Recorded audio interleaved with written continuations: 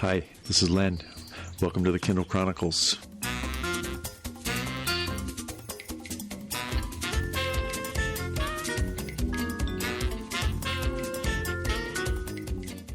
Today is June 12th, 2020. I'm coming to you from Ocean Park, Maine, looking out at a calm ocean as the sun sets.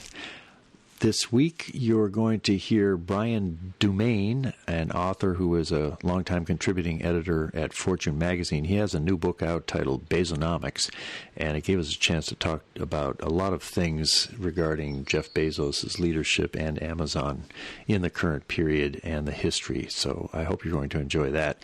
You will also hear from Garrett Riley, a longtime listener from California. As I was talking to him, he was wearing Echo frames. That's one of the new Alexa devices that is now being shipped to people on an invitation-only basis. And Garrett was excited enough about them not to offer his pair to me, but Jim Jones in Omaha received an invitation, and he's going to get me his Echo frame. So I'm looking forward to trying them out myself. Very interesting expansion of the Alexa family that we'll be able to talk about in this episode. Also, I'm going to tell you in content about a very cool way I learned this morning from an article in the Financial Times, a way to listen to thousands of radio stations all around the world in a really nice interface that you can do from an Echo Show and other devices. There's a news story I'd like to talk with you about this week, and it was sparked by a post that Jeff Bezos put up on Instagram. He's got an account there, and he puts interesting things up. A while back, there was a picture of him washing a dog in a kitchen sink. But there have been two posts having to do with customers' pushback against Amazon putting Black Lives Matter as a banner at Amazon.com in the past week or so. And what was quite newsworthy this week was a letter from a customer named Dave. The last name was redacted. And it was just a really horrible, racist insult to Bezos, talking, using the N-word and talking about things that he'd like to do to Bezos. It was just shocking to see it in print.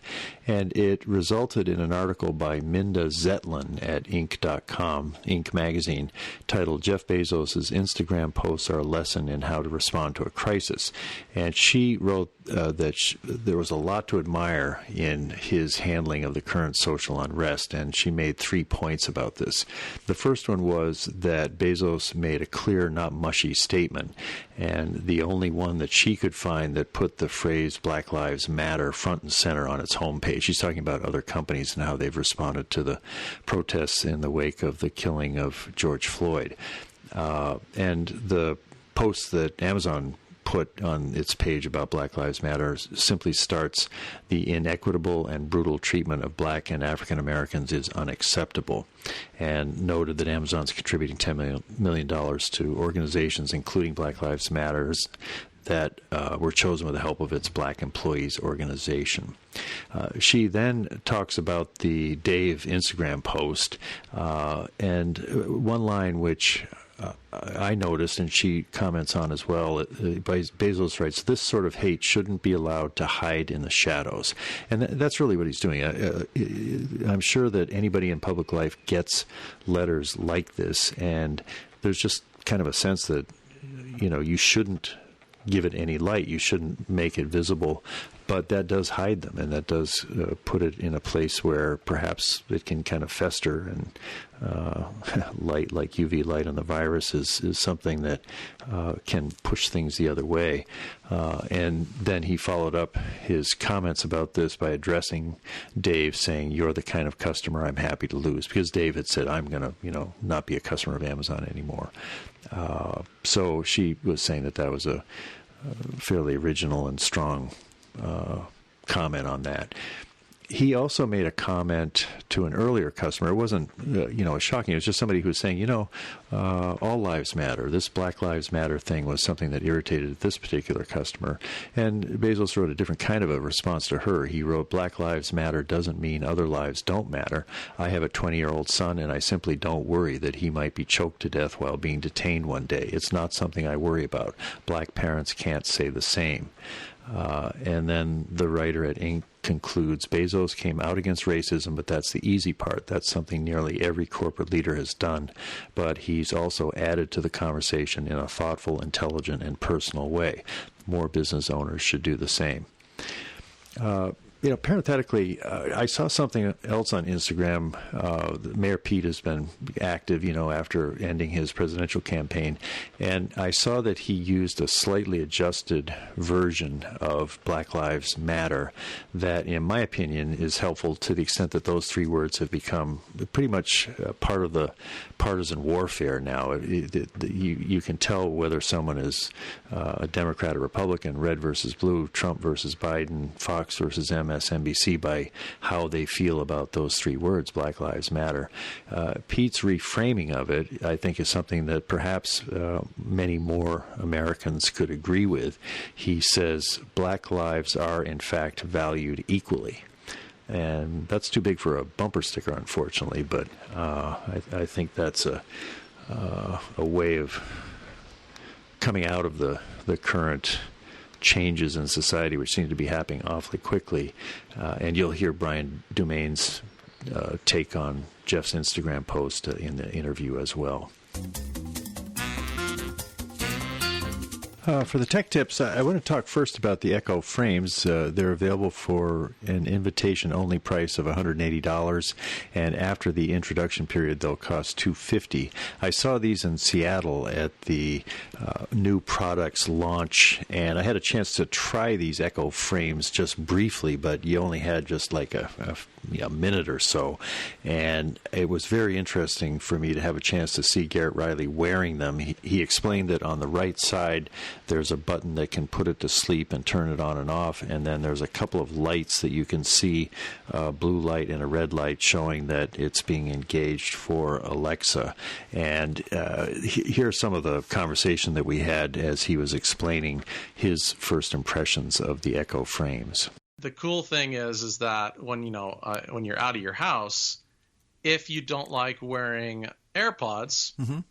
you just don't have to worry about it, and it solves a problem of, like my dad, who can't get any headphones, including AirPods, to fit in his ears, and he doesn't care anything about sound quality. Uh-huh. He just might want to listen to a podcast or music. And you could do a phone call on it too, I suppose. You do a phone call on it. Yep. That'd be cool. Yeah, so phone calls can come in, and have you ever worn? I mean, there are some headphones that like go on your temples like this. Yeah. Mm-hmm. It's just, if you've ever tried that, it's like the same thing. It's kind of going into your bone somehow. It feels like it. Yeah, well. I mean, it's not exactly because it doesn't vibrate, but it's like these tiny speakers that like kind of just they're focused. Yeah, and it's like a weird sensation. Huh. It takes a little getting used to, and it's not, it's not like the fidelity of wearing the AirPods Pro. Yeah. Well, how is it different than Google Glass? Because there's no AR. It's not AR. There's no screen. You're not looking at anything other than the two lights you talked about. All the lights is you only see those when you wake it up. Yeah. Or you initially set it up and pair it with your phone. Mm-hmm. It's not AR at all. It's you know me, Len. I try to keep up with these Echo devices, but when I added it, followed the instruction and added the device.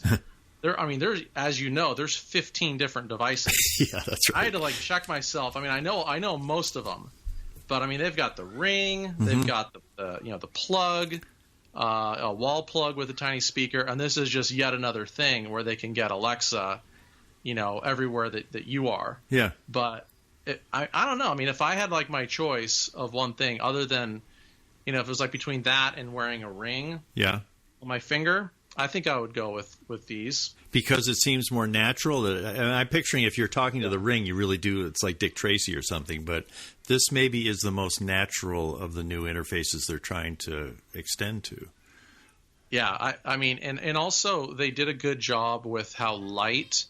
The build quality is good. Mm-hmm. It's light. And it fit. It seemed to fit my head. I've got a big head. Mm-hmm. It's almost like an 8. Uh-huh. I'm almost like an 8. Yeah. Not quite that big, but pretty close. And it seemed to fit just fine. Obviously, you can get any type of lenses you want with it. I can turn into my reading glasses or I can turn it into my faraway glasses. But I would say the number one coolest use cases for this would be put my glasses on and watch my TV. Yeah. And let's say it interfaces with a Fire TV, and you're there. Your wife is asleep, and you've got the glasses on, and you don't mess with your find where your AirPods are, and you're good. Yeah, that is a sweet use case. That's right, because you're just listening to the TV through the glasses. Yes, it'd be awesome. What about how do you charge them up, and what kind of battery life do you think it has? Amazon says 14 hours. You'd almost need that, wouldn't you? Because you'd sort of want it for the whole waking day if you're really using them, especially if they're prescription. Yeah, it's got a little 4-prong magnetic adapter, and that's all it is. And USB on the other end? A plug. USB cord and a charger comes with it. Mm-hmm. And you just plug that in at night, just like you do with all of your other wearables, your Apple Watch and what have you. We have a whole table next to the bed of all these things. I do. I have a charging mat. Yeah. Yep. I'll be darned. If I were to predict it, I think it's going to succeed. There is a use case for it, and I think that they're going to have they're called the temple part of the glasses that are thick. Yeah. If those get a little bit less thick, I think it's perfect. Yeah. So even with it the way that it is now, it's way less weird looking than the Google Glass. I mean, I'll tell you that. Yeah. So Garrett's introduction really has me excited about the Echo frames. When I had Google Glass, the thing which was the weirdest about it and just made you feel sort of geeky and foolish is that you had to tap on the right side to make it the screen show up, and so it was widely mocked that people just walking around with these stupid things tapping on the side, and you could see the little screen. So, but these look more like normal glasses. The frames are thick, and depending on the situation, you can just be walking along and you might be muttering to yourself, saying, "Hey, what's the weather?" But it's a more natural kind of technology that could conceivably be very useful, and I think that there's a big plus to not having your ears blocked with something like AirPods. That if I was riding my bike and I could hear everything around me, I don't like to have earbuds when I'm driving or riding my bike. It doesn't feel safe because I want to hear things that I might need to know to drive safely.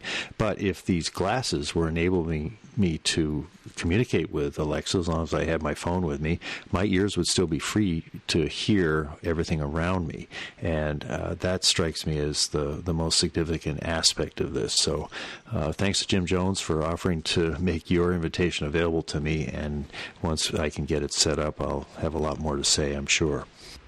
A couple of other tech tips. There was news this week that the Paperwhite is now going to be available in 2 new colors, plum and sage. Up to now, it's been available in black and twilight blue. John Aga pointed me to an article about the Fire HD 8 that I talked about, and it's something that I had missed. There's a different location of the camera on this new 8-inch tablet from Amazon, and when you hold it in landscape mode, the camera is on the top. And because this is the way most of us use Zoom and doing kind of video conferencing, it enables you to be looking, if you're looking at the person you're talking to, they feel like you're looking at them because the camera is just above them. On an iPad and most other tablets, the camera is to the left. So if you're looking at the person, it's as if you're staring a bit away from them. This is something that Josh Bookin was mentioning when I talked to him about Harvard's distance learning methods and what they've learned about it. So nice design element on the new Fire HD 8 that is certainly well suited to the fact that everybody is Zooming a lot more than we were 3 months ago. Time now for the interview. A graduate of Amherst College with a degree in English literature and Latin and ancient Greek, Brian Dumain is an award-winning journalist and contributing editor at Fortune magazine. His new book, Bezonomics: How Amazon is Changing Our Lives and What the World's Best Companies Are Learning from It, was released last month by Simon & Schuster. His previous works include The Plot to Save the Planet, and with 3 co-authors, Going Long, Long-Term Thinking is Your Best Short-Term Strategy. His company, Highwater Press, offers speechwriting and book editing services in New York. I caught up with Brian on Wednesday, June 10th by Skype. He was in Long Island quarantining with his extended family, and I began by asking him to define the title of his book, an interesting word, Bezonomics. I spent 3 years and I talked to 150 different people trying to figure out what made Amazon tick.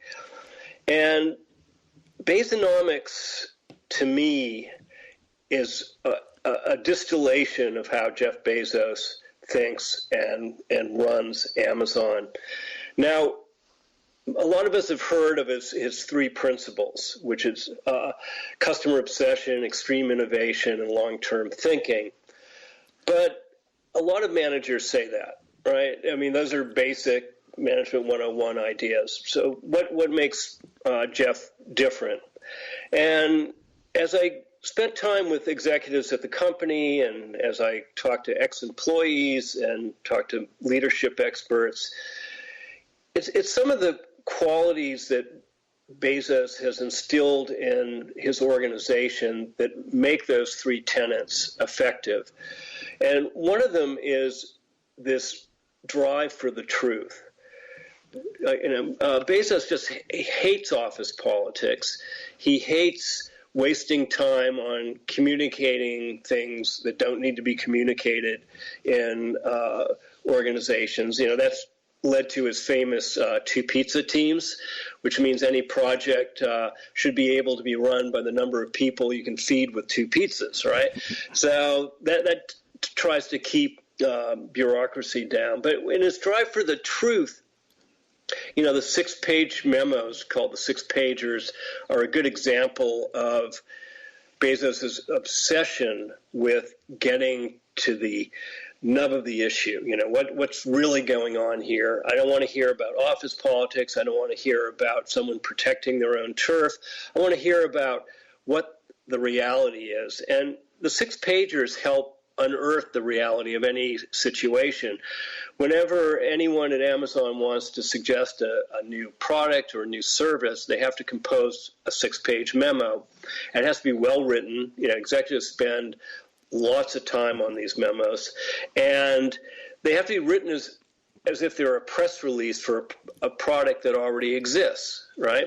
And that makes people really think about what they're doing. You just can't throw a vague idea out there. You have to know, why the customers would like this, why it's different from anything else out there on the market, how much should it cost, how many you're going to sell, right? It's a great intellectual exercise, but that's just the beginning, because when anyone presents a 6-pager at a meeting, Bezos makes everybody sit there silently for the first 20 minutes and read that memo, and then you discuss it. And that's where the fireworks begin, because Bezos confronts people. He just doesn't let stuff slip by, and the guy is smart enough so that you can't slip stuff by him. Yeah. And at times, he'll go into one of his famous nutters if he thinks someone's either trying to gloss over a fact or trying to pretend they're prepared, but they're not. And, he'll say stuff like, "What, do you think I took my stupid pills today?" Things like that. So it's this propensity for truth-seeking, which makes him different. Another element I found in my book, Bezonomics, was his resourcefulness. Now, what do we mean by that? I mean, it comes partially from his upbringing. When he was a kid, he spent summers with his siblings on his grandfather's ranch in Texas, the Lazy G. And his grandfather taught him to be a resourceful person. They built irrigation systems, fences, they built a prefab house, they even restored an old Caterpillar tractor. And from that, Bezos learned how to fix things and to work on them until you figured it out. And one of the examples that I think really brings this to light is when Bezos was trying to figure out how to bring third-party sellers onto Amazon. This is the late 1990s. And Amazon was selling its own stuff on Amazon.com, but Bezos figured there are all these other independent merchants out there, and why can't we tap into them as well? And the first thing he tried was to set up a site next to Amazon.com that was an auction site. I think it was called Amazon Auction. And no one came. It was just a total flop, right? So a lot of executives at that point would have given up. But Bezos didn't give up. He's resourceful. And he said, okay, well, I'm going to let entrepreneurs set their own prices on this website. So he tried that. And that was a total flop. And again, most people would give up at that point, but then he gave it a third try, and against the wishes of a lot of his executives, he said, we're going to put the third-party sellers on the same site as Amazon.com, and he called it Marketplace, right? And some of his colleagues said, you're going to spoil the Amazon brand. We can't control what kinds of products we're going to be selling here, or the quality, or the customer service. But Bezos thought that this was the right answer, and he went ahead. And now Marketplace accounts for 58% of all things sold on Amazon. It's become a huge success for the company. It's the reason today they can sell over 600 million different products on the site by one estimate. So those are two of the qualities that makes Bezos really stand out. And I guess the third is his long-term horizon. When a lot of companies are focused on managing for the quarter or managing maybe with a 1 or 2 year plan, he at least looks 5 to 7 years out. And he believes that if you're playing that way, you've got a lot of territory to yourself, because if you're thinking 5 to 7 years out, by the time you perfect that product or service, it's really hard for people to catch up. Right? Because if it takes that long to do it, you can't suddenly say, oh, yeah, well, I'm going to do the same thing Amazon's doing. And, that's one of the ways, the Kindle became a success. It took a long time and a lot of hits and misses, but he stuck with it. And today, it's obviously a huge success. And he's doing the same thing with Alexa. I mean, that was a long time in development. But now Alexa and the Echo products just dominate that market with artificial intelligence, voice recognition, and the ability of Alexa to, in a sense, infiltrate many aspects of our lives, which is exactly what Bezos wants. You mentioned that there are 10,000 people working on Alexa as of 2019, and that's an astounding number to me. We live part of the year in Cambridge, and a lot of them are there in Kendall Square near MIT, and they're all computer scientists. But what advantage does he get by having 10,000 employees working on the Alexa platform, say, compared to only 5,000? I mean, when he puts that much resources in, what can you see aspects of Alexa in terms of a user or its market share that are directly related to the fact that he's putting such an astounding amount of resources on that one, he thinks, winning bet? Yeah, Lynn, that's a great point. I think what it is the speed at which Alexa was able to migrate into different markets. I mean, yes, it's a smart speaker, and now it's the most popular smart speaker in the world. The last I looked, it was over 100 million units globally, and it's dwarfing Google's smart speaker and Apple's smart speaker in terms of market share. But then it's moved into home security with Ring, the smart doorbells, which Amazon acquired. They also have, I think it's Blink, their camera security system, and that's all hooked up with Amazon. They did partnerships with companies like Sonos so that you can run your Sonos speakers on Alexa. They're working with automobile manufacturers. Toyota and Ford and BMW are Alexa capable now. I mean, I think with 10,000 employees, he's able to work in all these different aspects and create this enveloping ecosystem, which is his strategy. Mm-hmm. I mean, he wants Alexa to be the go-to interface with the internet. And it's if it is successful, it's going to be a huge shift. I mean, it's moving from, keyboards to voice.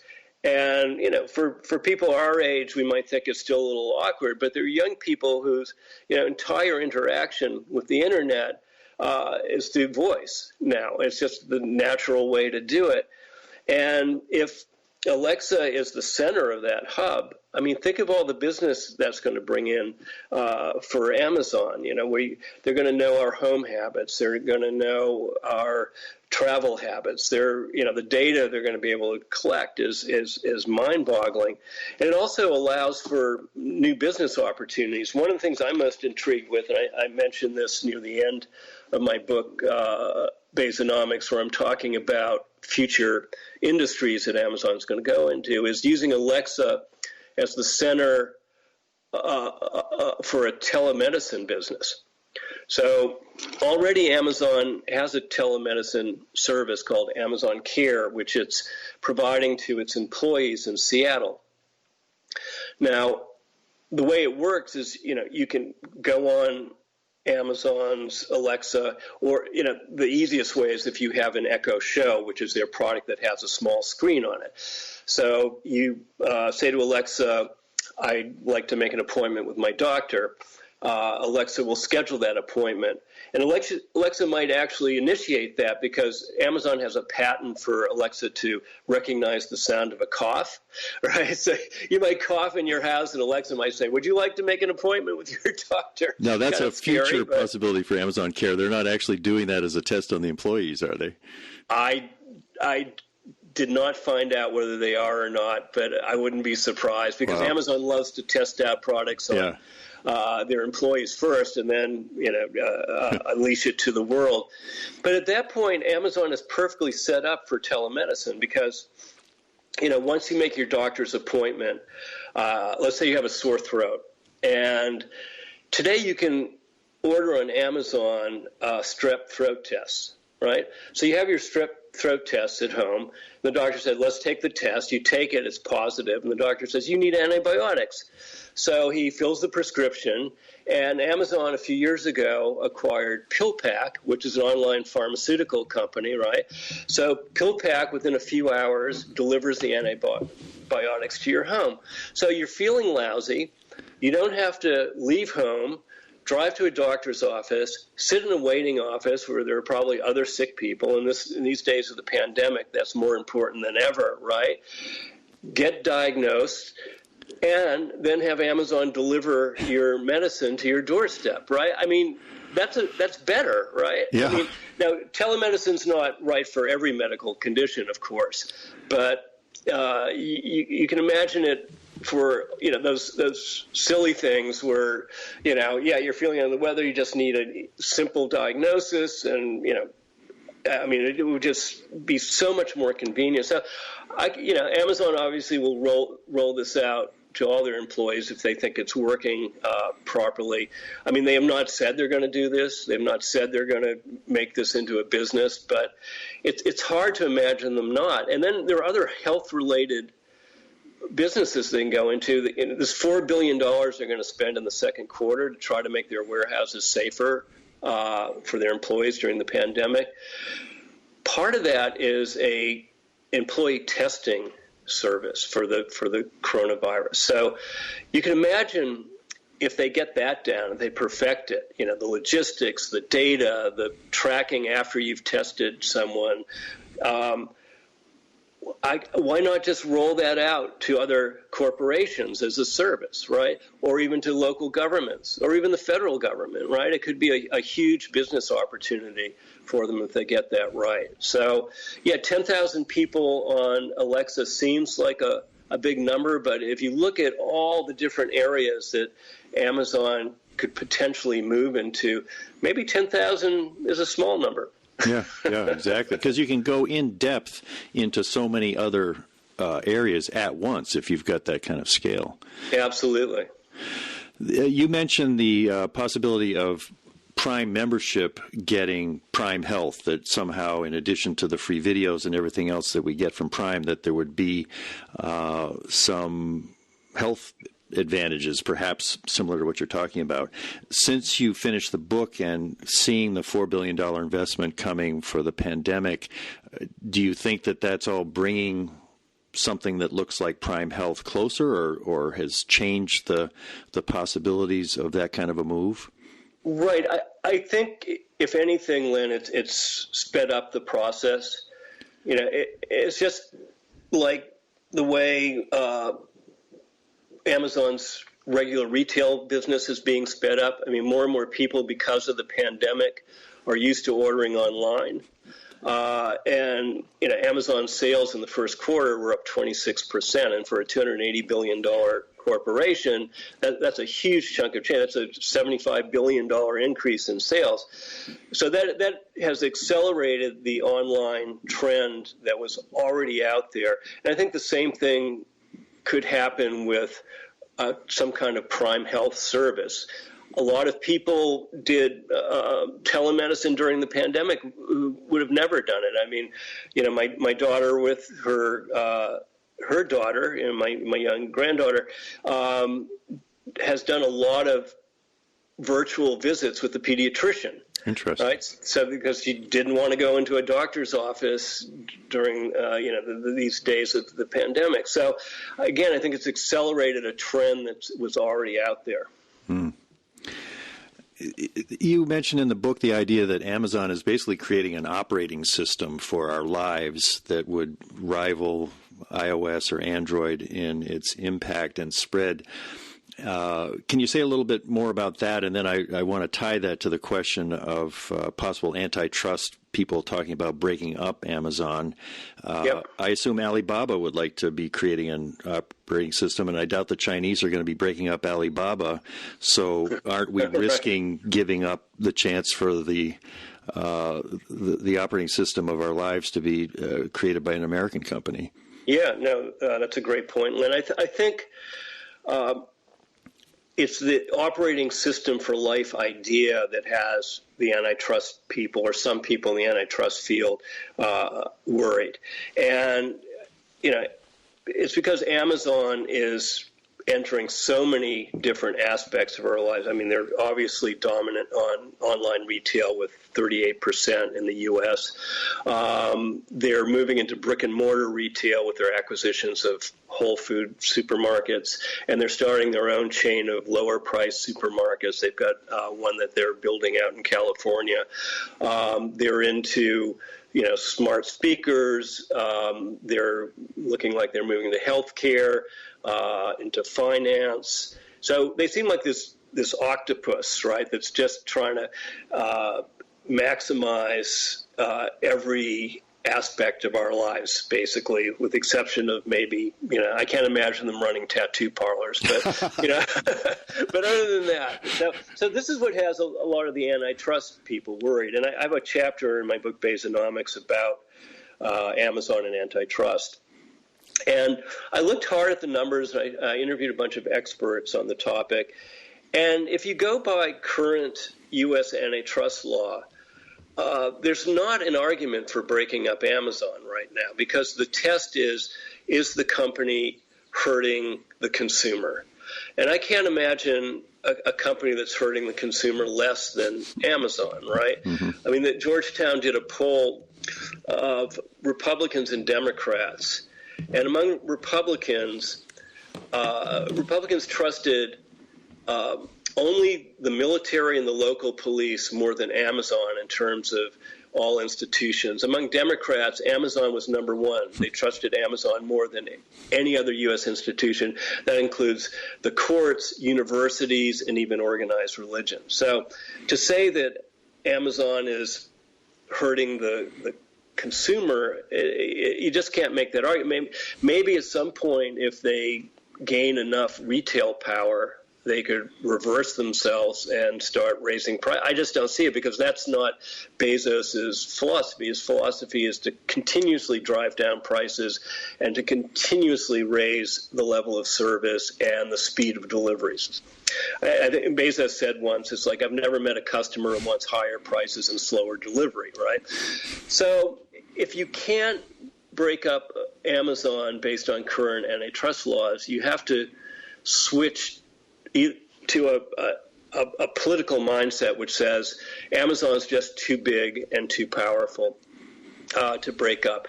And so they have to be broken up. And, that might happen someday, but if you look at Amazon in the context of all retail, they're not a dominant force, because most people don't realize that online retail is only 10% of all retail in the U.S. People still like to go into stores to buy stuff.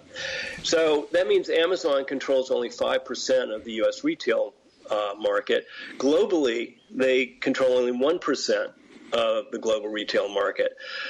Amazon is only half the size of Walmart, and no one's calling for Walmart's breakup.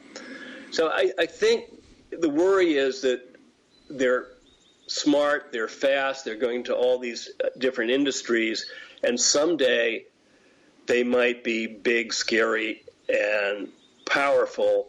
And maybe at that point they should be broken up. But, the people arguing for their breakup now, I think it's just a sense of sort of foreboding, and there's no hard evidence there to break them up. One thing that baffles me is that a lot of this comes from political candidates. I was working for a while for Mayor Pete, was sort of a cerebral candidate who understood economics, and even he would slip into getting an applause line because Amazon wasn't paying taxes or something. And it's almost as if the campaigns, left and right, Republican and Democrat, are seeing some benefit to kind of bash Amazon. And I don't get where that comes from, given these numbers that you've talked about, that it's the most respected. It's young people would rather give up sex than buy on Amazon. How can all of these measures of people's actual experience of the company exist at the same time that politicians are perceiving a benefit if they get very aggressive and against the company? Well, that's a very insightful point, and I thought a lot about it. And I think there are two reasons. One is that when you talk about Amazon, everybody listens. Right? It's big, it's successful, and if you talk about Walmart, people don't care about it as much as Amazon. Amazon's sexier, right? It's a big tech platform. It's richest man of the world. Yeah, and that's the other point. That's my second point. It's sort of, the envy of the richest man in the world. It's like, this guy is worth $144 billion. And that's after giving his wife, Mackenzie, $38 billion in a divorce settlement, right? During the pandemic, the first few months of the pandemic, his net worth rose by $29 billion, right? In a matter of a few months. It's crazy. And I think that makes Amazon a huge target as well. And also, unions have tried to get into Amazon for years. And a lot of the criticism comes from unions who are trying to, and some of it's founded. I think Amazon was slow on some of the safety measures in their warehouses during the pandemic, but some of the negative press on Amazon is coming out of the union movement. And for politicians, again, he's the richest man in the world. It's a big, sexy company. That's why Bernie Sanders, called his bill the Stop Bezos Act, right? Because he felt that, companies shouldn't be paying workers so little that they have to depend on government programs like food stamps. And he wanted Amazon and other companies to pay back the government for those expenditures. And Bernie Sanders got a lot of attention for calling it the Stop Bezos Act, but it applied to any big company that was not paying their workers a living wage. Interesting. You interviewed Jeff Wilke for the book, and yes. You said some people see him as the second most powerful person. I was at that REMARS conference in Las Vegas last year, and I was struck by Wilke seemed to have more of a presence at that event than Bezos did, and it led me to just imagine that Wilkie is a possible successor. And when you were talking about the qualities that Bezos has, the drive for truth, the resourcefulness, the long-term horizon, could you map those qualities onto Wilkie? And if he does become the next CEO of Amazon, perhaps Jeff goes and does full-time at the Post and Blue Origin, do you think a Wilkie-led Amazon would differ on those three areas or any other significant areas for the future of the company? Yeah, I think Jeff Wilkie, he's a brilliant manager. He turned around the fulfillment centers at Amazon. He's, in charge of retail globally. He's running the Whole Foods markets now. He probably has the broadest portfolio of anyone at Amazon. And I think he's part of the famous S team at Amazon, the senior team, and those people have a very deep culture, and they've been at Amazon a long time. So I think Wilkie gets the tenets that Bezos lives by, the search for the truth, and extreme customer obsession. And where I worry is in terms of innovation. Bezos is brilliant at innovation. If you look at the string of products and services he's come up with over the years, he can look around corners in the way that Steve Jobs could look around the corner and figure out what people might want, even though they don't know they want it, right? Mm-hmm. Who would have, said, like, I want a Prime service, right? No one even knew what a Prime service was, right? But, Bezos, or who would have said, I need a Kindle, right? I need an electronic tablet. But, Bezos, knew that customers would want that. And, I think Wilkie could do a great job running the company. I just worry that Amazon would lose some of its innovative spark in the same way I think Apple has under Tim Cook. Tim Cook is a brilliant logistics guy, but I don't see a tremendous amount of amazing innovation coming out of Apple these days. So it could be that kind of situation. Yeah. There was an amazing response that Jeff Bezos had on Instagram. He quoted a really disgustingly racist letter from a customer named Dave, and he printed the letter, redacting the N-word and some other things, and this customer said, "I'm going to stop, buying from Amazon because you're supporting Black Lives Matter," and Bezos printed the letter, which was shocking itself, and then said, Dave, you're the kind of customer that I'm glad to see leave. That strikes me as fitting into the drive for truth. Just sort of like going straight at the current moment and what does it mean for a company like Amazon and its black employees. But do you see anything in that episode that kind of tells us something about Bezos we didn't know? Yeah, I think what's happening here is that historically Amazon's been a super secretive company. Bezos always said, if we take care of the customer, everything else will take care of itself. And they didn't have a big public relations department. They rarely granted any interviews. They just spent all their time, all their energy trying to please their customers. Amazon's changed. It's taking a bigger role in the world, and as we were just discussing a little earlier, it's become a target of politicians. So Bezos has taken recently, it's only in the last year or two, a more public role, and he's really built up his PR department. He hired Jay Carney, who was Obama's former White House press secretary, to head up communications at Amazon, and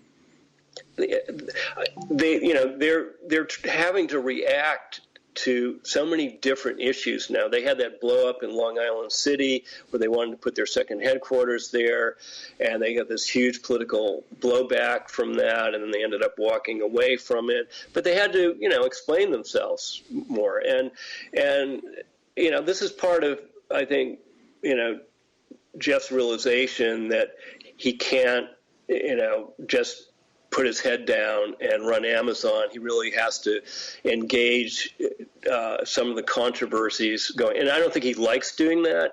He really doesn't wear politics on his his sleeve. I mean, he doesn't say he's Republican or Democrat, although he's supported a number of Democratic causes. But the best I can figure out, he's sort of a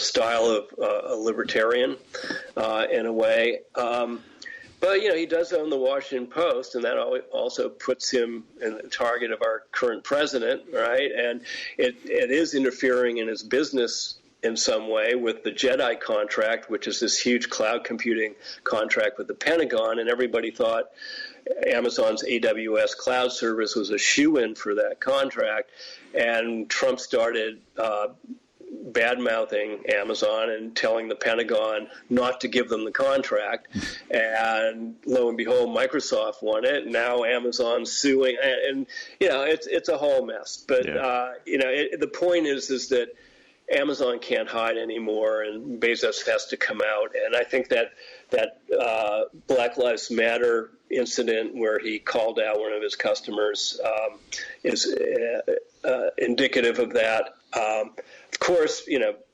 Amazon has probably 300 or 400 million customers around the world. Losing one probably won't hurt them. I wonder if they were going to close his account or they can do that. They close people's account for returning too many products, right? Yeah. I cited a guy from Maine in my book who returned too many products. They closed him down, and he went into a psychological decline for 2 months, and he had to plead with them to reopen his Prime account. I have a feeling we haven't heard the last of the Dave story here, but it'll be right. I think you're right about that, Lynn. Well, let's close. My sense of your book is that it can be read at a lot of different levels of business strategy. It would be of interest as a customer. My listeners they like Amazon. They love to read. They love Kindles. But what's the pitch for buying your book that was published last month by Simon & Schuster, and what will an average reader perhaps find of interest there? Well, I think for any business reader, it's a wake-up call to what's going on in terms of a successful organization of the 21st century, right? I mean, Amazon is so data-driven. I mean, you hear about, everybody has to digitize, right? The digital corporation. But for many companies, that means hiring a few data scientists and tagging them on to what you're doing anyway. And what I'm trying to say in the book is that's just not going to cut it in the future. And I give examples of how Amazon has integrated data into every aspect of their business. For the normal person on the street, I talk a lot about what the future might look like and how society might have to respond to a company like Amazon, because they're so good at automation. That's one of their strengths. And in the long run, that could cause massive unemployment in our society. I mean, I cite a McKinsey study which says by 2030, automation, the worst case scenario, could displace as many as a third of all workers globally. I mean, that's a big number. I mean, that's more than have been displaced by the pandemic. Now, the techno-optimists always say that you will find replacements for those people. But even if we do eventually, the displacement's going to be enormous. And I'm trying to warn people in this book about this world when Amazon automates its warehouses and they don't need all those workers, or they have self-driving delivery vans, which they're working on, and drones delivering their packages, and all those drivers might be out of jobs. So it's sort of a warning call for people in general, just to know what's happening and to know where, and it's not just Amazon, but Amazon's like leading the pack of where automation may take us in the future. I've been speaking with Brian Dumain, author of Bezonomics, How Amazon is Changing Our Lives and What the World's Best Companies Are Learning from It, published last month by Simon & Schuster. Thanks very much, Brian. Oh, Len, it's been a pleasure. Thank you. I'll close with a content tip. I came across something in an article in the Financial Times this morning, which was a list of different podcasts and audio content, and it's called Radio Garden. It was created in the Netherlands. You can find it at radio.garden. There are apps for iOS and Android, and there's also a website that you can actually open on an Echo Show with the Firefox browser. Now, parenthetically, I didn't realize it was so easy to actually get onto a browser with my Echo Show, but all you have to do is say, Alexa, open Firefox, and then you type in radio.garden. What you see at that point is a globe, and it's the Earth with all kinds of bright green lights, and each of those green lights is a radio station. So there are thousands of them, and as you spin the globe, and you can zoom into different cities in the world.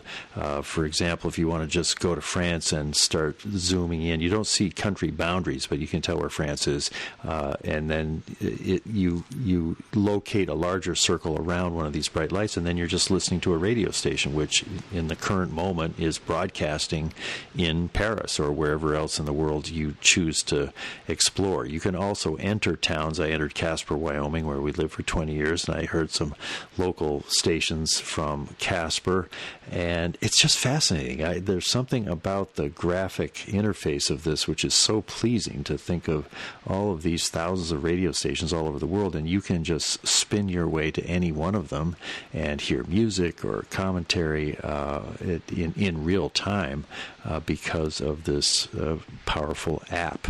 It's radio.garden, and I'll have a link to it in the show notes. That's it for this week. I think I will probably have my grandsons Jake and Ryan as my guests next week. They're 6 and 4 years old. They're visiting in the cottage next door, and they are big readers at their age, and they're very funny kids too. So we'll have an interesting time talking to them. The week after that, I'm going to try to reach out to Tim Harford of the Financial Times. He's starting a new season of his Cautionary Tales podcast, and he wrote an excellent column in today's FT about the risks of opening schools versus the educational risks of not opening them. He's been on the show before, and his trademark is to marshal facts and data in order to analyze a complex and important issue facing us in modern life. So he's good to talk to, and I'll have a link to that in the show notes. And the FT has that. It's out from under their paywall, so you can read it even if you're not a subscriber. This is Len Edgerly for the Kindle Chronicles from Ocean Park, Maine. Thanks for listening. Please take care of yourself. Bye.